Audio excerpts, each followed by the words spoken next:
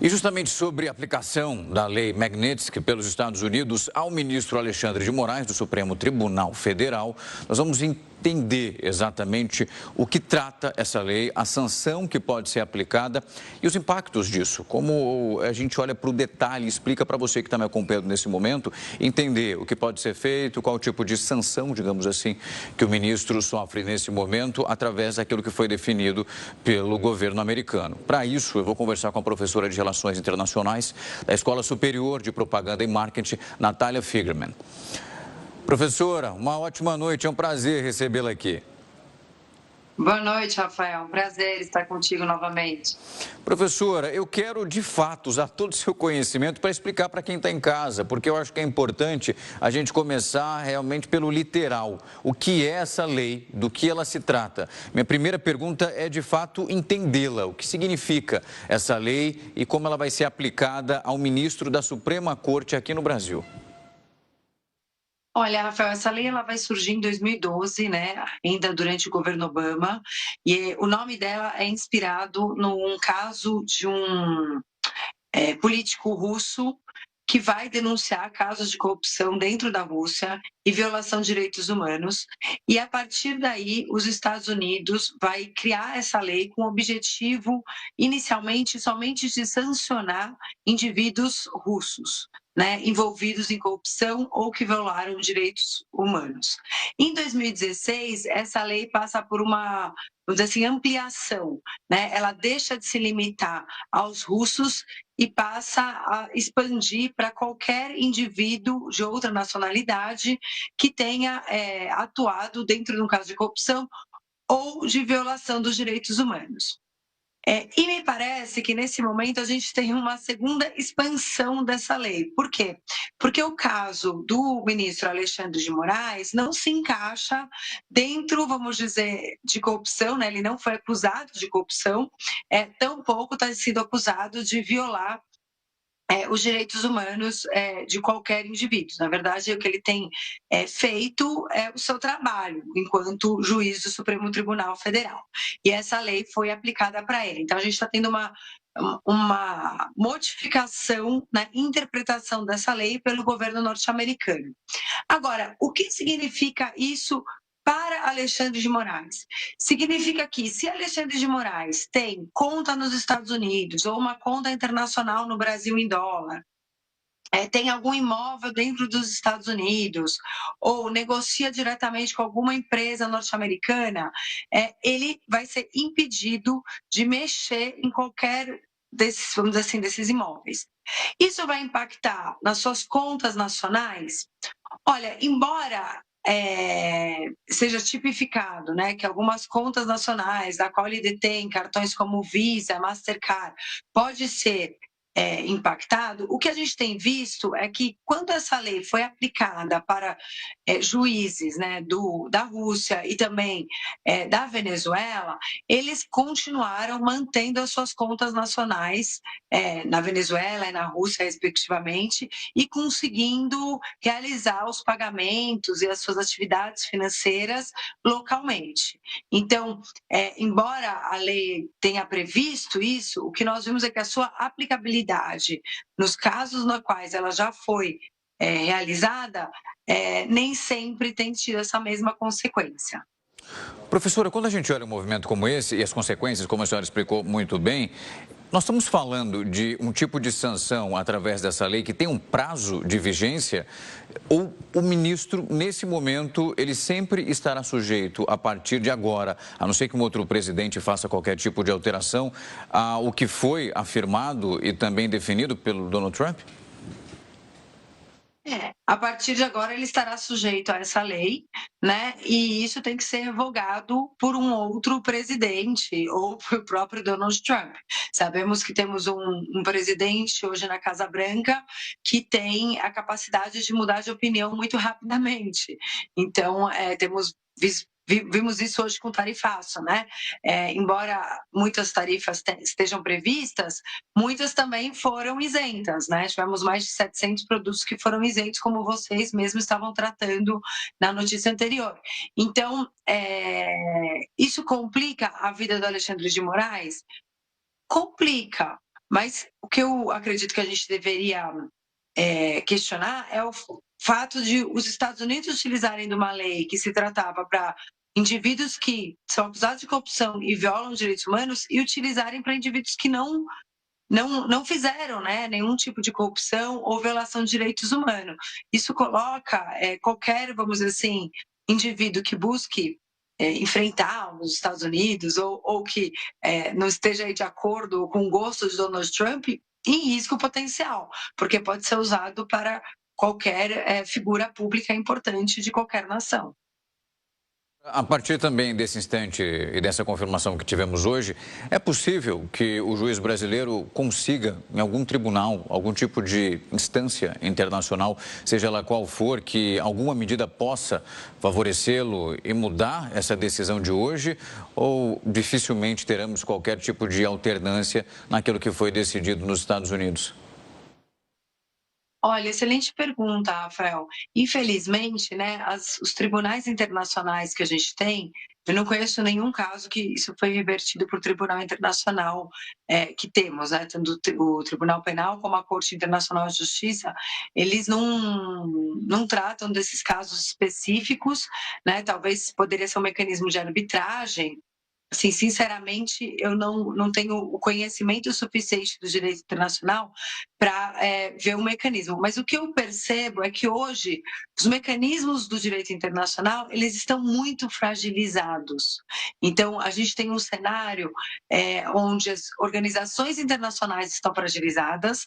Então, até mesmo a OMC está fragilizada para o Brasil poder, vamos dizer assim, responder qualquer tarifa de Donald Trump. E todas as outras instituições internacionais e tribunais internacionais também passam por um processo de maior fragilidade, onde né, o respaldo e a competência dessas instituições estão em riscos, porque a gente tem cada vez mais países, como os Estados Unidos, mas outros países importantes do mundo, desrespeitando as normas internacionais. Então, a gente tem hoje um desmantelamento, de fato, daquelas normas internacionais como um todo, que foram criadas ali a partir de Bretton Woods. Então, fica muito complicada a gente buscar recorrer para qualquer instância internacional num cenário de tanta instabilidade das normas internacionais. Professora, eu acho importante a gente ressaltar, e a senhora falou isso em uma das suas respostas, dizendo que essa lei, ela justamente era voltada para pessoas que de alguma forma agrediam os direitos humanos, ou então casos graves de algum tipo de corrupção. Ela vem durante o período Obama, onde é sancionado, 2016, ela sofre uma reformulação e tem um âmbito global aberto. O que aconteceu hoje envolvendo um juiz da Suprema Corte Brasileira, a senhora acredita que pode abrir precedentes justamente para que outras pessoas, porque a gente tem que lembrar que no passado o líder da Chechênia sofreu esse tipo de sanção através dessa lei, das acusações que foram feitas, assim como o presidente do Paraguai, mas agora está falando de um juiz, de uma Suprema Corte de um país e que passa pelo mesmo processo. É quase uma tentativa de, ok, esse é o mecanismo que temos. Se não for como nós queremos, será dessa maneira. Olha, sem dúvidas, eu acho que esse é o grande perigo, porque abre precedente, sim, para outros indivíduos, né, e figuras públicas importantes de diversas instâncias, seja do judiciário, do legislativo, do executivo, e não somente do Brasil, mas de qualquer país que possa representar uma ameaça ou, vamos dizer assim, uma ameaça para o Donald Trump pessoalmente, mas não uma ameaça de fato para aquilo que a lei prevê, que seria alguém que esteja violando os direitos humanos ou atuando de maneira extremamente corrupta. Porque temos um caso aqui de um sujeito que é o Alexandre de Moraes, que é uma figura pública importante, é um juiz do Supremo Tribunal Federal e que não se encaixa em nenhuma das duas regras colocadas pela lei. Ele não está sendo acusado de nenhuma corrupção, né, pelo que eu saiba, Alexandre de Moraes tem uma ficha limpa, vamos dizer, e tampouco violou os direitos humanos, né, não realizou nenhuma violação grave de direitos humanos para estar colocado dentro dessa lei. Então, temos um precedente muito perigoso, e esse precedente perigoso deveria estar sendo discutido, Rafael, não somente aqui no Brasil, mas eu acredito que em todo o mundo, né? Esse é um tema que deveria, sim, ser discutido pelas organizações internacionais, por mais frágeis que estejam, e pelas outras nações, porque as outras nações importantes do mundo também podem ver indivíduos da sua sociedade sofrendo as mesmas consequências.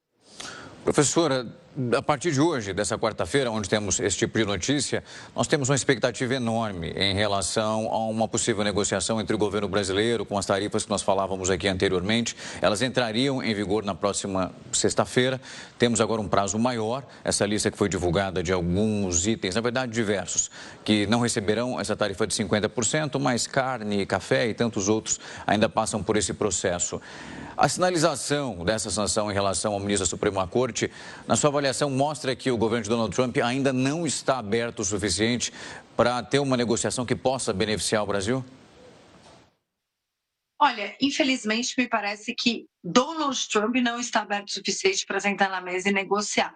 Mas temos setores dos Estados Unidos abertos e determinados em realizar negociação, né? O que nós vimos, por exemplo, no caso do suco de laranja, está muito relacionado ao fato da Johanna Foods ter entrado com um processo interno, né, um processo judiciário interno dentro dos Estados Unidos, questionando essa tarifa para o suco de laranja. Então, me parece que a negociação, neste caso, é uma negociação que vai além do governo, assim, vamos dizer assim, do Planalto, né, e da figura do presidente Lula, da figura de Donald Trump. Ela é uma negociação que ela está acontecendo entre empresas e atendendo a interesses de empresas norte-americanas também, porque nós sabemos que das exportações brasileiras para os Estados Unidos, pelo menos 30% dessa exportação acontece intra-empresa, ou seja, é de uma empresa dos Estados Unidos que está no Brasil enviando produtos para uma empresa que está nos Estados Unidos. Então, muitas dessas empresas têm interesse de continuar esse processo de negociação junto com o governo brasileiro e junto com aqueles no governo norte-americano que parecem ter apresentado algum tipo de abertura para sentar à mesa e negociar. Então, acho que a gente ainda tem muito trabalho a ser feito. É importante, neste momento, que dentro do Brasil tente não ficar responsabilizando, né, o governante ou algum outro autor por essa situação. Essa situação é uma situação de cunho político, de interesse político do governo norte-americano, mas é uma situação também que o Donald Trump tem feito, né, esse tipo de chantagem com vários países do mundo. Hoje mesmo recebemos a informação sobre a Índia, né, a tarifa em relação à Índia também. Então, a União Europeia também teve aí que negociar. Então, essa instabilidade e esse tipo de bullying internacional é uma prática de Donald Trump que é necessária que, vamos dizer assim, todos os atores dentro da sociedade brasileira estejam preparados e unidos para fazer essa tratativa de uma maneira adequada e não entregar os pontos de uma vez. Me parece que o fato do Brasil não ter se submetido já de cara a Donald Trump fez com que a gente tivesse um resultado melhor do que esperado. Pode não ter, logicamente que a gente ainda tem um impacto grande, precisamos negociar mais? Precisamos, mas, né, as mobilizações que foram feitas no âmbito federal, junto com as indústrias nacionais, as empresas nacionais, as empresas norte-americanas, já atingiu algum resultado parcial, mas diria que esse resultado parcial não era esperado até 20 minutos atrás por ninguém da imprensa.